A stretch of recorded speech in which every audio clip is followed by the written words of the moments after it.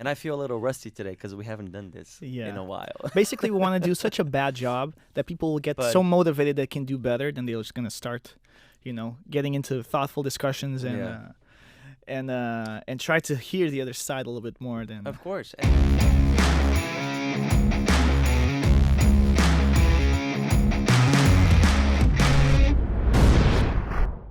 So yeah, I mean, let's think about politicians, for example. Right.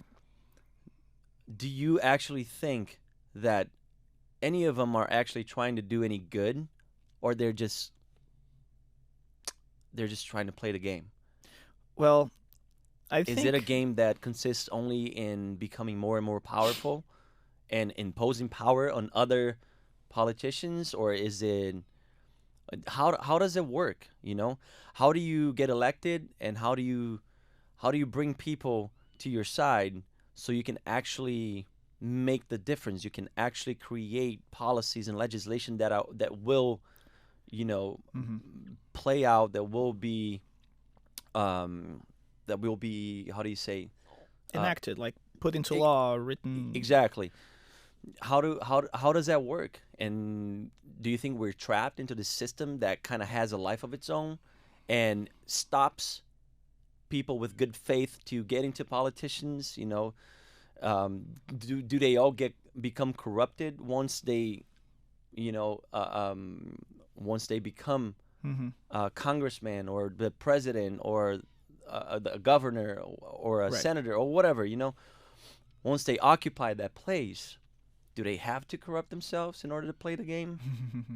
And the system is what is actually harming society, or is it people, or is it a combination of both?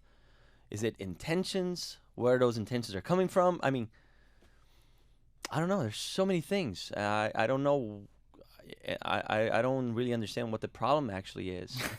So how can we even try to solve something I if we don't can't know. understand the root of the problem?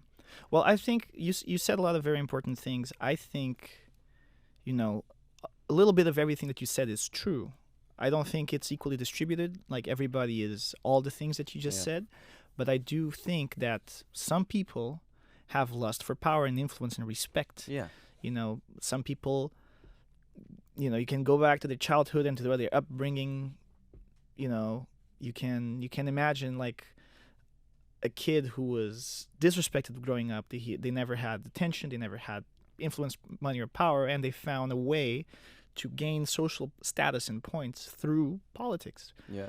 There's other people who might be more idealistic. They see something that they don't agree with. They see a wrong in the world. They want to make an impact for the better.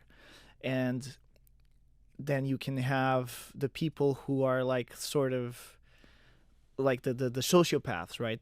Our system in our society puts sociopaths in positions of Power. leadership because Leadership. when you don't have empathy, it's really easy to make these very black and And I white. think our political system is full of them. But that's not the problem of the political system. That's the problem of The individual.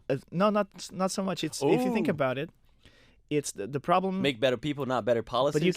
can't take the sociopath out of the system Right. because there's always going to be a percentage of people who are sociopaths. Right. That's like a given. Like in any, you're going to have an X percentage of athletes. You're going to have X percent of all kinds of people, right? So There's then gonna, we try to create filtering systems. yeah, but you have to understand that the incentives are there, and it's a coincidence. It's not made on purpose. But sociopaths tend to thrive in most of our modern life because the people of power who will lay off half the Because they're workforce. good liars too.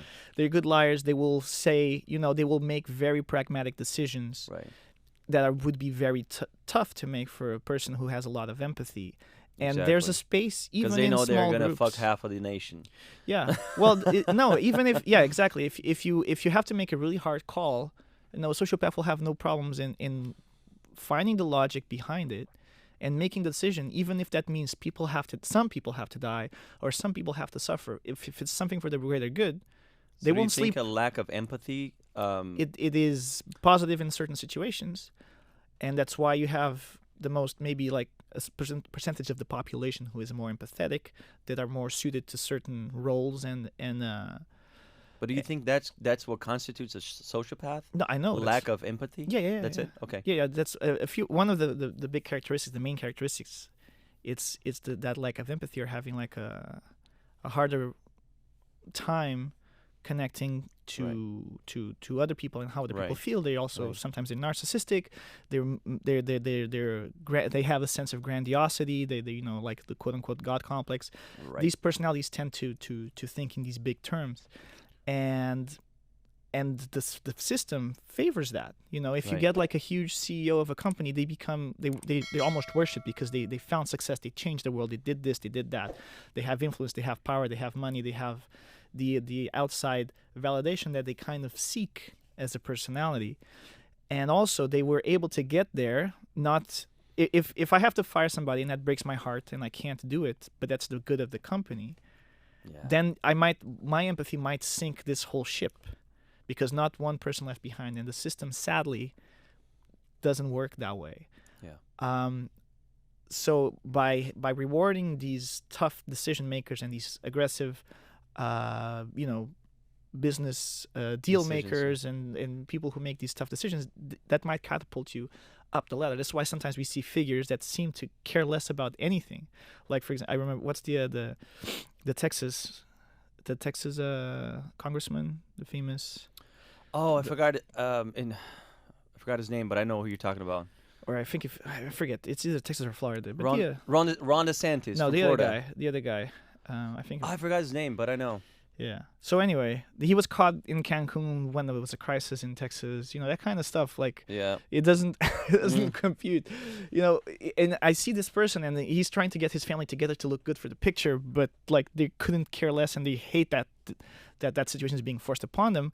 But it feels from the outside that they're just like a tool. Like, a good politician has to have a good not Cuomo, no.